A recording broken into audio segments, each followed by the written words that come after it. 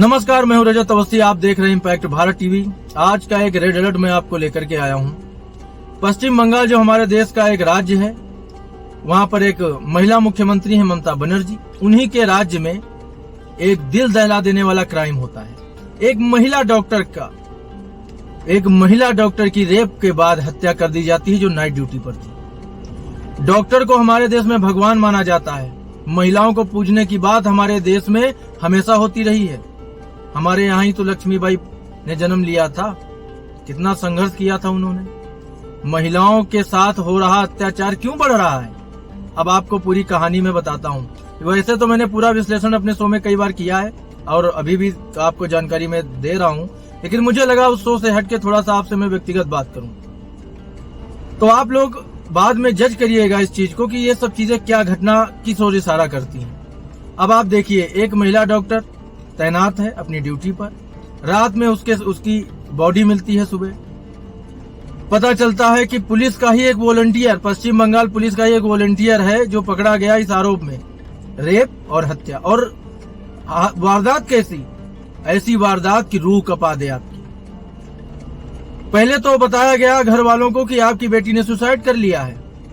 कोई सुसाइड इस तरह से करता है, अपना सर पटकेगा। उसका चश्मा टूट के उसकी आंखों में घुस गया था, उसकी उंगलियां टूटी हुई थी, गर्दन टूटी हुई थी, शरीर के कई हिस्से हड्डियां टूटी हुई थी। फिर जांच आगे बढ़ती है तो बोला जाता है नहीं, ये तो भाई रेप है, मर्डर हुआ है। ठीक है, जांच आगे बढ़ी। वहीं डॉक्टर्स जो है आंदोलन पे आते हैं कि भाई ऐसी घटनाएं हो रही हैं। और ये बहुत शर्म की बात है समाज के लिए भी। ये इंसानियत तो नहीं है, इंसानों का काम हो भी नहीं सकता। इंसान के रूप में जो हैवान है। फिर आपको मैं एक और बात बताऊं, जब वो आरोपी पकड़ा जाता है तो वो कहता है कि मैंने ही ये सब किया है और मुझे इसका कोई पछतावा नहीं, आप मुझे अभी फांसी पे चढ़ा दो। फिर जब पोस्टमार्टम रिपोर्ट आती है तो उसमें पता चलता है कि नहीं, एक नहीं है, इसमें कई लोगों ने मिलकर के ये सब किया है। कई लोगों ने कई बार रेप किया है। उसके बाद उसकी निर्दयता से जान ली गई है उस महिला डॉक्टर की। वो देश की बेटी थी। भगवान का दर्जा दिया जाता है डॉक्टर को। भगवान के बाद अगर कोई जान की उम्मीद करता है तो डॉक्टर से ही करता है। लेकिन आप देखो ना क्या हुआ। सालों की मेहनत और पढ़ाई के बाद कोई डॉक्टर बनता है। अब आगे की कहानी सुनिए। जांच आगे बढ़ती है। कुछ पुलिस, बंगाल पुलिस कुछ करनी। मैं तो पहले ही कह रहा था, ममता बनर्जी, मेरे सवाल हैं आपसे। आप क्या हो? गृह मंत्री आप हो, स्वास्थ्य मंत्री आप हो, सब कुछ तो आप हो। पश्चिम बंगाल की मुख्यमंत्री आप हो। ये क्या हो रहा है आपके प्रदेश में? पश्चिम बंगाल में ममता सरकार पूरी तरह कानूनी व्यवस्था में फेल है, या ये कहें कि उन्हीं के लोग कानून व्यवस्था को बिगाड़ रहे हैं। ऐसा दिखता तो है। एक बार नहीं, कई बार। संदेश खाली में देखो, पूरे गांव की गांव महिलाओं के साथ क्या हुआ था। लेकिन ममता बनर्जी आखिर तक कहती रही, नहीं ऐसा नहीं हुआ, ऐसा नहीं हुआ। कुछ लोग आते हैं तो डीएनए, अगर आरोपियों का डीएनए टेस्ट करने की बात आती है तो बोलते हैं उन पुलिस वालों का भी होगा जिन्होंने उस आरोपी को पकड़ा है। कुछ लोग तो क्या क्या बयान देते हैं, अब हम क्या कहें। चलो आगे बताते हैं। फिर जांच आगे बढ़ती है। पता चलता है नहीं, एक नहीं, कई लोग शामिल हैं इसमें। जांच आगे बढ़ी।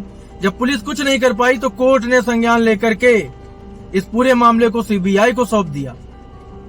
अब सीबीआई ने जांच शुरू की। कई चीजें सामने आने लगी। जब कई चीजें सामने आई तो जांच और आगे बढ़ी। फिर क्या हुआ, आंदोलनकारी भीड़ बताकर कुछ लोग घुसे उस कैंपस में। और हाँ, जहां उसका उस महिला का, डॉक्टर, इस देश की बेटी, हम तो यही कहेंगे, देश बेटी का मर्डर जहां पे हुआ, वहां पर उन सब चीजों को, वहां पे सुधार कार्य चालू हो गया फटाफट। कोर्ट ने पूछा, भाई आप रुक नहीं सकते थे, आप हलफनामा दीजिए, क्यों आपने वहां क्राइम सीन बिगाड़ा। वहां पे प्रशासन सुधार कार्य चालू करने लगा कि जो अस्त व्यस्त हुआ है सब उसे सुधारो, सही करो। क्यों छेड़छाड़ हुई? कहे सबूतों से छेड़छाड़ नहीं है क्या? मामला आगे बढ़ा। कोर्ट ने सीबीआई को दे दिया। जांच शुरू हुई। फिर क्या हुआ?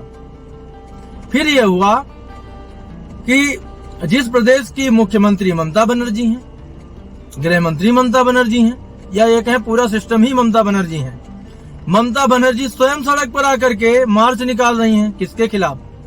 खुद के खिलाफ। ममता बनर्जी ने मार्च निकाला खुद के खिलाफ। ये क्या ड्रामा। अच्छा, पहला एक ड्रामा हम देख चुके हैं, अरविंद केजरीवाल ने दिल्ली में धरना दिया था। किसके खिलाफ मालूम है? आपको याद होगा अपनी ही सरकार के खिलाफ एक बार वही चीज मुझे दोबारा दिखी कि जिनसे न्याय की उम्मीद है, जिन्हें सुधारना है सब कुछ, वो ही धरना दे रहे हैं अपने लिए। जिन्हें सब कुछ सुधारना है, जिन पर पूरी जिम्मेदारी है, कानून व्यवस्था सुधारने की जिम्मेदारी है, वो धरना क्यों दे रही है भाई? वो आंदोलन में क्यों जा रही हैं? वो मार्च क्यों निकाल रही हैं? अपने खिलाफ निकाल रही हो आप। ये क्या दिखावा है? क्या मजाक चल रहा है? आपके बस का नहीं ममता जी कुछ भी। महिला मुख्यमंत्री हो आप, आपके राज्य में ऐसी घटनाएं होती हैं। और कुछ लोग जो राजनीति कर रहे हैं कुछ पार्टियों के, वो तो सब पूरा समेट के क्या क्या उल जलूल बोलते, उस पर हम जाएंगे ही नहीं, क्योंकि वो तो पूरी तरह अपना जमीर बेच चुके हैं। राजनीति के अलावा उन्हें कुछ दिखता ही नहीं है। उन्हें राजनीति करनी है, कुछ भी बोलना पड़े। खुद महिला होकर उटपटांग बयान कई लोगों ने दिया है। मैं उन पे नहीं जाऊंगा, क्यों मैं उनको समय दूं? मैं तो जरूरी बात करने आया हूं आपसे। तो ये जो घटनाएं हैं, ये क्या आपको लगता है ये जायज है क्या? देश में बड़ा गुस्सा है, सब ट्विटर, फेसबुक, इंस्टाग्राम पे स्टोरी लगा लगा के पोस्ट कर करके अपना गुस्सा दिखा रहे हैं। लेकिन क्या इसी से ये सब सुधार हो जाएगा? हमें सामने आकर आवाज नहीं उठानी चाहिए क्या? पूरे डॉक्टरों ने हड़ताल की है। लोगों को समझ में आना चाहिए कि मरीजों की क्या हालत हो रही होगी। क्या डॉक्टरों को सुरक्षा नहीं मिलनी चाहिए क्या? सरकार को प्राथमिकता के साथ इन सब चीजों पे ध्यान देना चाहिए। मैं तो सिर्फ यही कहूंगा सरकार से और राष्ट्रपति से यही कहूंगा कि आप वहां राष्ट्रपति शासन लगा दे। अब कोई ऑप्शन नहीं बचा है।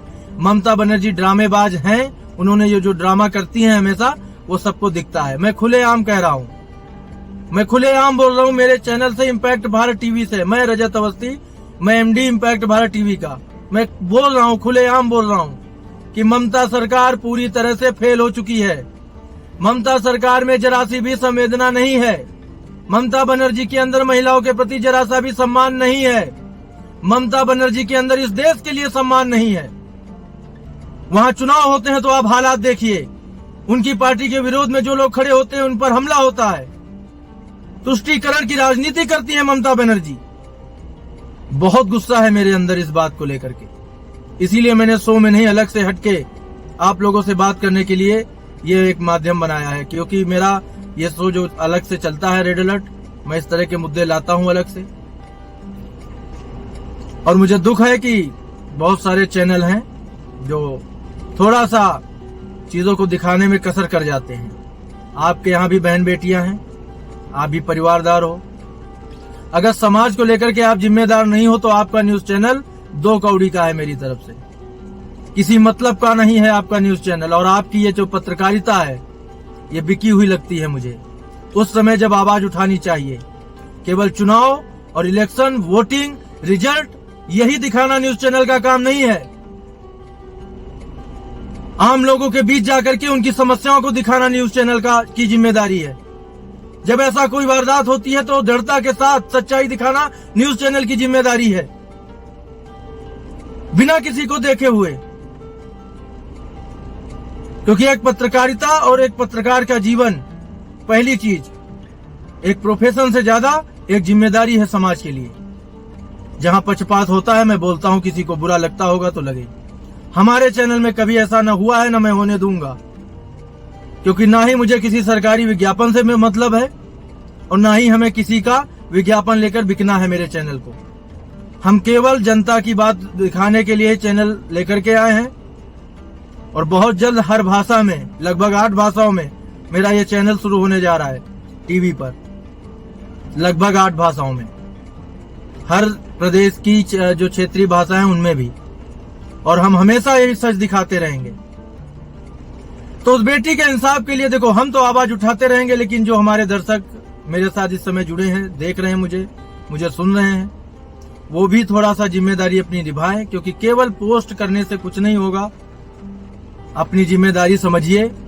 ये दुनिया, आज का जो समय है, महिलाओं के लिए सेफ नहीं दिख रहा है मुझे। इस देश में महिलाओं की सुरक्षा के साथ अभी भी खिलवाड़ हो रहा है।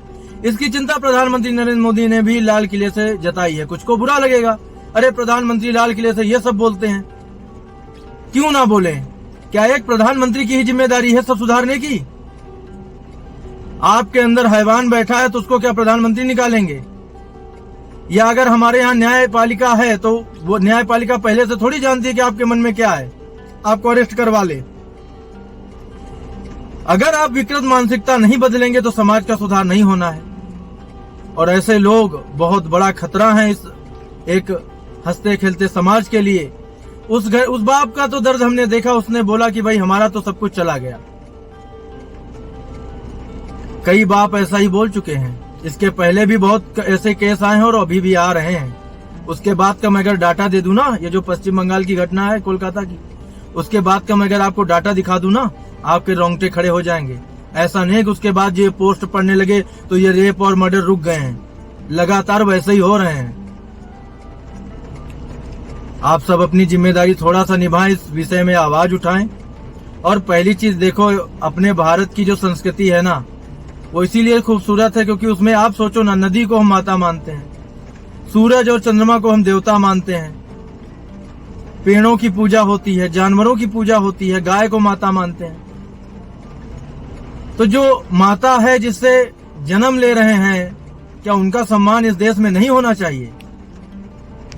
बिल्कुल होना चाहिए। बहुत गुस्सा है जो ये घटना मैंने देखी है, किसी के घर का सब कुछ चला गया और लोग बोलते हैं उसने सुसाइड कर ली। कैसे पता आपको? भाई प्रशासन, बंगाल का प्रशासन, पश्चिम बंगाल का प्रशासन, मैं पूछ रहा हूँ आपसे सवाल, आपको कैसे पता चला उसने सुसाइड की है? कब तक छिपाओगे, कब तक बचाओगे क्राइम करने वालों को? भाई ममता जी, यही है आपका प्रदेश। मानुस चिल्लाते चिल्लाते बस राजनीति करनी है, कोसना है राम को कोसते रहो। राम ने सीता के लिए रावण का वध किया था लंका पे चढ़ाई करके। लेकिन समस्या यह है कि आज के समय में लोग ये भूल गए हैं। आज के समय में तो फैशन चला है ना, मोमबत्ती दिखा दो, फोटो लगा दो, संवेदना व्यक्त कर दो, हो गया बस मेरी जिम्मेदारी खत्म। हर एक व्यक्ति की जिम्मेदारी है, इस देश में रहने वाले प्रत्येक नागरिक की जिम्मेदारी है। कहीं भी ऐसी कोई घटना होती है तो आप सबकी जिम्मेदारी है। ये घटनाएं नहीं होनी चाहिए। मेरा news channel impact Bharat TV इन सभी घटनाओं को गंभीरता से लेता है और सच्चाई दिखाने का दम रखता है और दिखाता रहेगा। तो शायद अगर आप लोग मेरी बात सुनकर थोड़ा सा अपने आप अंदर बदलाव ला सको, एक स्वस्थ समाज की रचना में थोड़ा सहयोग कर सको, तो जरूर प्रयास करिएगा अपने अपने स्तर से जो आप कर सको। बाकी अगर आपको लगे कि हमारे इस एपिसोड से किसी के अंदर परिवर्तन आ सकता है तो इसे अधिक से अधिक शेयर कर दीजिएगा। अगर आप YouTube पर देखें या सोशल मीडिया पे प्लेटफॉर्म पे अगर आप मेरा एपिसोड देखें, और जो लोग टीवी पर इसे देख रहे हैं उनसे भी मैं यही कहूंगा कि अपने देश का गौरव बढ़ाना है, उसे गिराना नहीं है। हम माँ दुर्गा की पूजा करते हैं, नवरात्रे आने वाले हैं, लोग व्रत रखते हैं, और उन्हीं का स्वरूप जो इस हमारे देश में है, माँ बेटियां, उनके साथ जब ऐसी दरिंदगी होती है ना तो बर्दाश्त नहीं होता। आज के समाज में ये सब चीजें ठीक नहीं है। तो आज के लिए बस इतना ही। अब मेरी मुलाकात आपसे होगी जल्द अगले एक बड़े